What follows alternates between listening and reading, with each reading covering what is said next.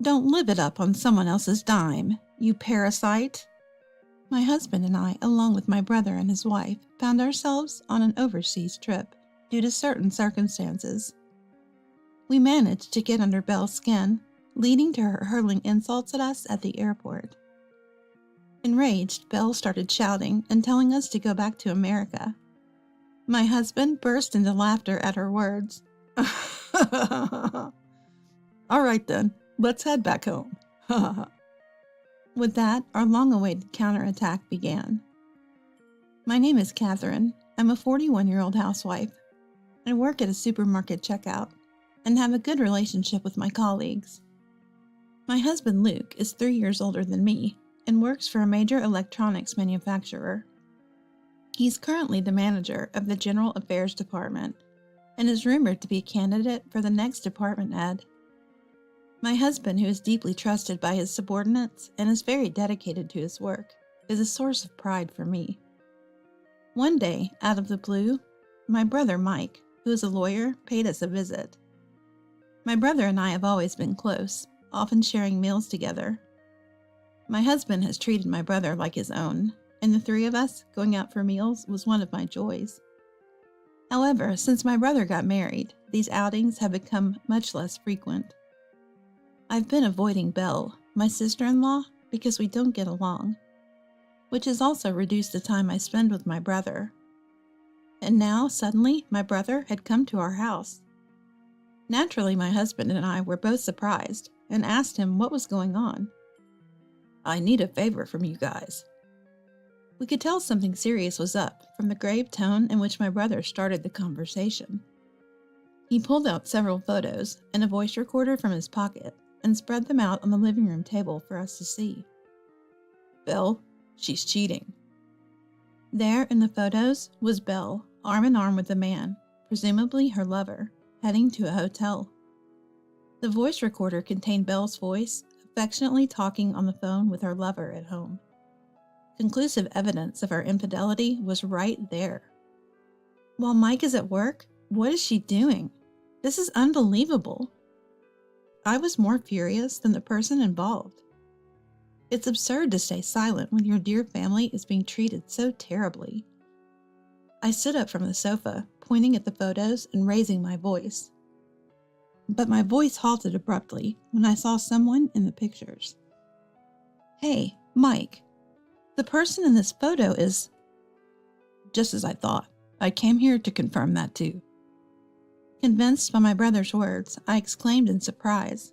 What?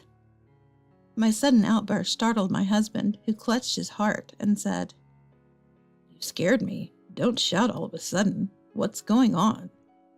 This guy, he was my classmate in middle school. He was known for playing baseball, being irresponsible, and being a notorious womanizer. As I pointed to the face of the man in the photo and explained, this time it was my husband who raised his voice. You're being loud too, I sternly told him, to which my husband gave a wry smile and sheepishly scratched the back of his head. Unfazed by our shock, my brother continued. I'm going to divorce her, but honestly, I can't stand the thought of just letting her get away with this, so I need your help. Help? With what? My husband was puzzled by my brother's request. My brother explained that he wanted to ask if my husband's friend David could help. Honestly, I don't think anything I or Catherine say will affect her. She might be scared of Luke's dad, David. I think he could really make an impact. Come to think of it, at our wedding, she was terribly scolded by David and ended up crying. I remembered at our wedding, when Belle, who was still just dating my brother, came into the dressing room. Until then, I hadn't had a bad impression of Belle. I thought her over-the-top behavior was just teasing, so I mostly ignored it. But it turned out she was mocking me. The turning point was during our wedding. As soon as Belle entered the dressing room, she burst out laughing at me. Pointing at me in my bridal gown, she started mocking me. You? In pure white? You're already pale and chubby. The white dress just makes you look even bigger. Belle was taking pleasure in ridiculing me. I was about to snap at her, despite her being overweight herself. But luckily, my father-in-law David was there too. He had been quietly reading a book nearby until my husband returned to the dressing room. David closed his book, slowly approached Belle, and began to confront her. "Hey you, what do you think you're doing? Speaking like that to my son's bride?" Belle's inexcusable remark had caught David's attention, and now this formidable man, easily over 6 feet tall, was towering over 5-foot-tall Belle, intimidatingly demanding her to repeat what she said. David, naturally intimidating with his rugged features, would scare anyone at such close quarters. As expected, Belle looked like she was about to cry. "It's not like that. I was just teasing, that's all." Belle's pitiful excuses didn't convince David at all. "Teasing? You find it funny to say such things? How old are you? You're not 3 years old to say such ridiculous things." David, with his sound reasoning, pressed Belle, who was clearly shocked and started to cry, apologizing on the spot. I had to intervene to calm David down, as he seemed relentless in his scolding. Remembering this incident, I explained the situation to my husband, who immediately called David. "Hey Dad, it's been a while. Actually, I need a favor. Do you have a moment?" "Huh, long time no see. A favor, huh? If it's about money, I can't help you." David joked heartily as he laughed. David, a straightforward and hearty man, is sincere and dedicated in his profession. He works in construction, traveling around the world. Currently, he is living in Indonesia, moving from one developing country to another. Bringing up such a matter to David, I knew it could lead to a scolding or being a nuisance to him, but we were prepared for that. My husband thought it would be better for my brother, who could explain the situation more calmly and accurately, to talk to David. We entrusted everything to my brother and asked him to explain the situation to David. Upon hearing it, David was furious. "That woman, I won't be satisfied until I show her a piece of hell. I'll re-educate her myself." David, being family-oriented, was angrier than any of us and readily offered his help. Thus we decided on our revenge against Belle. When discussing how exactly to get back at Belle, David unsurprisingly suggested bringing her to him. "Unfortunately, it's still difficult for me to return to America. Why don't you bring that woman to Indonesia, telling her it's a trip abroad?" Contrary to our confusion, my brother was quick to respond. "Is that okay? I can bring her to Indonesia, but what should we do after that? Has the woman ever worked outside the home?"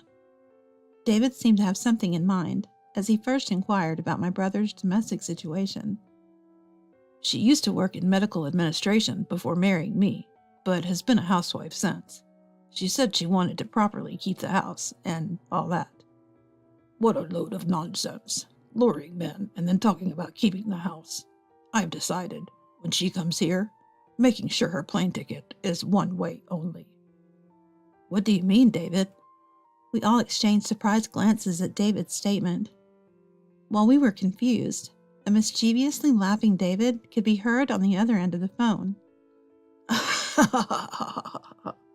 "I'll take care of that woman for a while.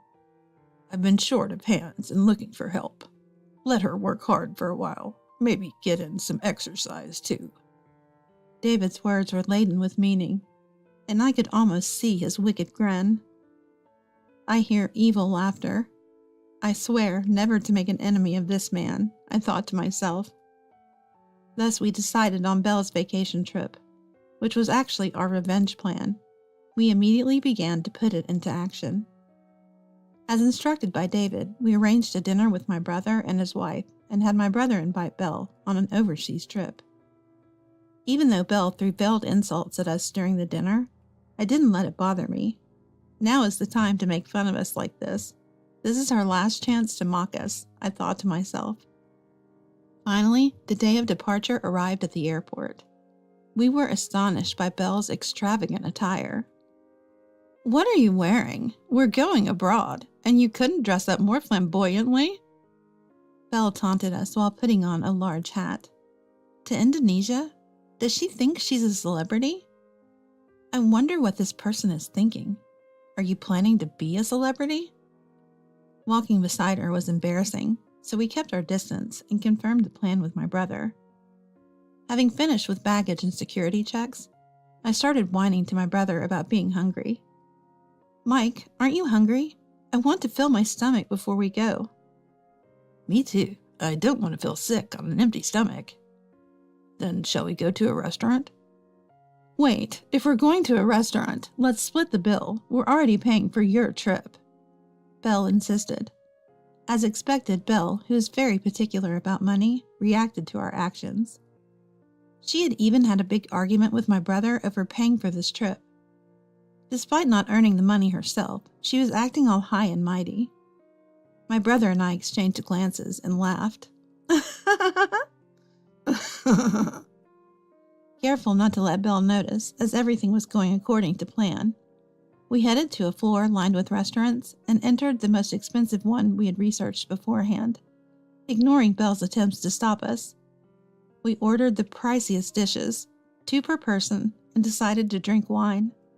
A whole bottle of wine was prepared, and the bill came out to a substantial amount. Wait a minute. You guys are paying for this, right? We're already spending most of our money on this trip.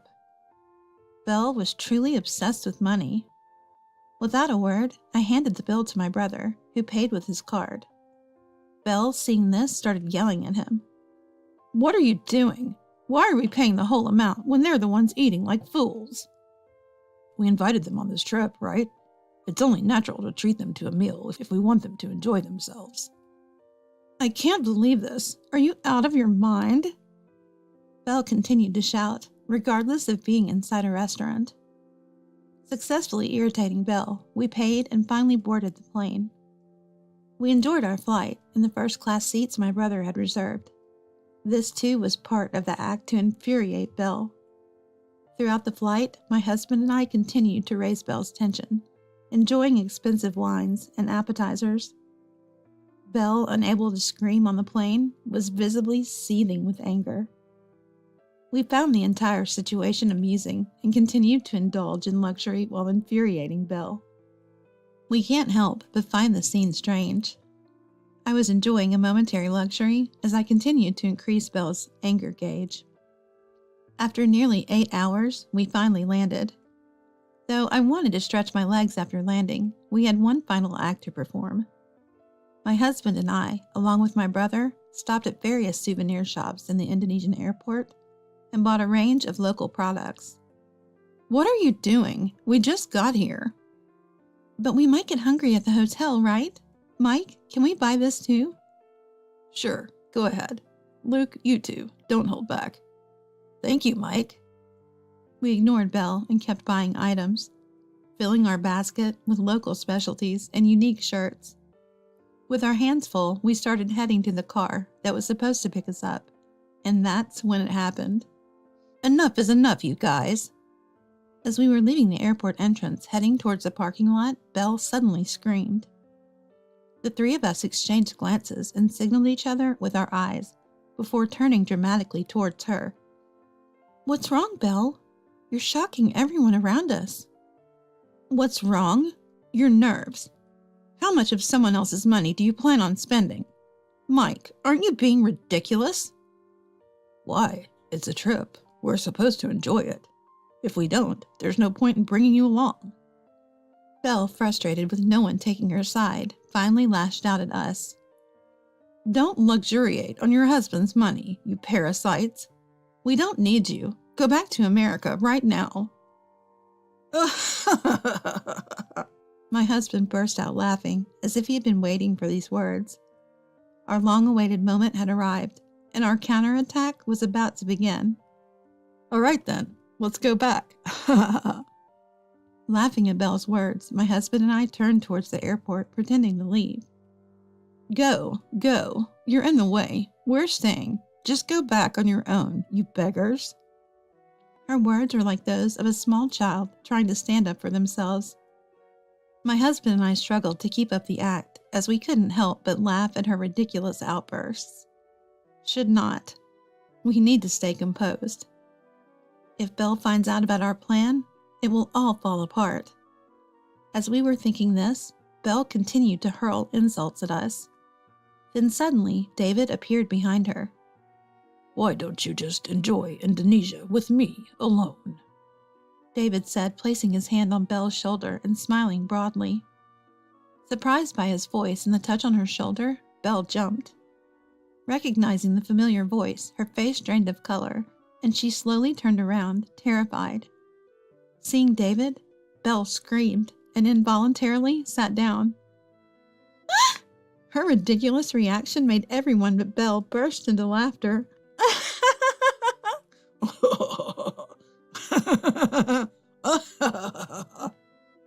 The response was so unexpected that we couldn't contain our laughter. Pretending to be surprised, my brother joked, "What are you so shocked about?" Well, I thought to myself that he was also a bit wicked. Belle stood there dumbfounded, probably wanting to say something but too shocked to speak. Finding her reaction amusing, my husband and I laughed until tears streamed down our faces. Unable to understand the situation, my brother crouched down to meet Belle's eye level, smiling broadly as he spoke to her. "Well, we're going to head back. You take your time and enjoy Indonesia." Saying this, he lightly patted her shoulder and left her with an insincere word of encouragement. "Hang in there," before standing up. Unable to comprehend the words or the situation, Belle clung to my brother's leg, crying out, "Wait, please explain what's happening." Overwhelmed by anger and confusion, Belle exploded emotionally. "Why is he here? Why are you even trying to leave? What about me? You're just going to leave me here alone?" "You were the one who said Catherine and the others should go back. I only came on this trip because they were here. I never wanted to enjoy it alone with someone like you." "What?" "You'll have plenty of work to do here. There's lots of volunteer work. You won't have time to be idle. Leave the rest to me." With that, David pried Belle off my brother, holding her firmly to prevent her escape. Even though David was over 70, he was still actively involved in construction, and not someone Belle could easily escape from. As we three were about to leave Belle behind, she remained caught by David, screaming towards us. "Coward! You've been deceiving us from the start." "Who's the coward here? This traitor?" My words were sharp, and I glared coldly at Belle. "You, I will never forgive. You'll pay dearly for hurting us." "Too bad for you. Good luck with everything. Bye." With that, my husband and I, leaving Belle still making a scene in David's arms, boarded the plane to America. Belle, penniless, had no choice but to earn her way back from Indonesia. Of course, that wasn't her plan. Unable to take a part-time job, she resorted to volunteering and scraping together small amounts of money David gave her to save for her return. But earning money was harder than she thought. During the high season, plane tickets were double the normal fare. The cost skyrocketed, making it nearly impossible to return without working tirelessly from dawn to dusk. Upon our return to America, our phones rang incessantly every day. Naturally, my brother experienced the same. Both of us blocked Belle's number due to her persistence. Belle, who hardly worked, struggled with physical labor, lost a lot of weight, and cried daily, longing to return to America. After nearly 3 months, as her visa deadline approached, David contacted her, signaling it was time to return to America. Finally, the climax. I thought our revenge on Belle was over. On the day we went to pick her up, we approached the airport with solemn faces. "There! How dare you leave me behind that day? Why are you here?" Seeing Belle upon her return, she was thin and sunburnt from working outside, clearly showing how much she had been exploited by David. Her changed appearance made it obvious. We greeted her with smiles. Her anger at being abandoned surged, but her loud voice quickly faded into a whisper, because there was another person with us, my brother and my husband, and one more. "Belle, I'm sorry. Let's break up." To everyone's surprise, the person we brought was Belle's lover and my former middle school classmate. Actually, while Belle was in Indonesia, we had been in touch with him. Luring him to my house was easy, then confronting him with my brother was even easier. We laid out all the evidence of his affair and made sure he knew we were aware of his family. Do you understand the consequences if I take this to court? We cornered the lover. Tears flowing, he immediately begged my brother for forgiveness, pleading not to tell his family, promising to do anything. Hearing this, my brother successfully convinced him to agree to break up with Belle in front of us upon her return. This is how we brought him to the airport. Wait, this can't be real. Why? Why are you here?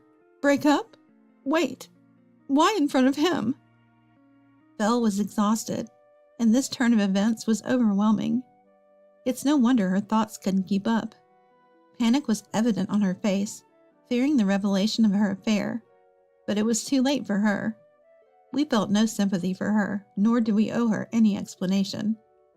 My husband and I silently watched my brother's actions, glaring at Belle. You must have had your fun until now, haven't you? No, please wait. It's not like that. Please, don't say anything more. Our life together ends here. Let's get divorced. No, I don't want that. Please. I won't ever do this again. I'll live honestly from now on, so please don't talk about divorce. Belle, back in America, was in utter disbelief and cried hysterically. Abandoned by her lover and now disowned by her husband, she experienced true despair. I watched her cry and scream with cold eyes, realizing how much a person can lose control in such a situation. Please, I'll do anything, just not divorce. Belle clung to my brother's legs, sobbing and pleading. She seemed not to care about the eyes of those around her. You said anything? Hearing her say anything, I walked over to where Belle was. Noticing my approach, Belle clung to me, apologizing profusely and begging. I'll do anything. I'm sorry for everything I've done to you. Please persuade him not to divorce me. If anything means anything, then never show your dirty face to us again. Honestly, just seeing your face makes me sick. I spoke these harsh words to Belle, who was crying and begging, filled with all the resentment and hatred I had. Hearing this, Belle fell into deeper despair and was at a loss for words. After that, everything happened very quickly. Exhausted, Belle didn't argue back and was practically dragged home by her brother and the person she had cheated on her spouse with, where they started the divorce proceedings. Belle was in a daze for a while, bedridden and barely able to eat, feeling cornered, but she knew it was her own responsibility. No one was supposed to feel sympathy for her. Eventually, Belle recovered enough to hold a conversation, and she got divorced from her husband. Now she's living a life just manageable enough to get by all alone. And so our peaceful daily life returned, and we decided to thank David again. Back then, I did pay my brother back for the huge shopping and dining expenses, but to my surprise, he refused to accept it. You guys made my divorce and revenge possible. Let me pay for this. I'll thank you properly later.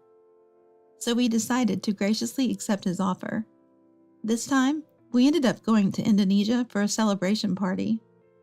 We enjoyed the trip, relishing the cuisine we couldn't fully appreciate during our last visit, and we got a chance to see the architectural work David was involved in.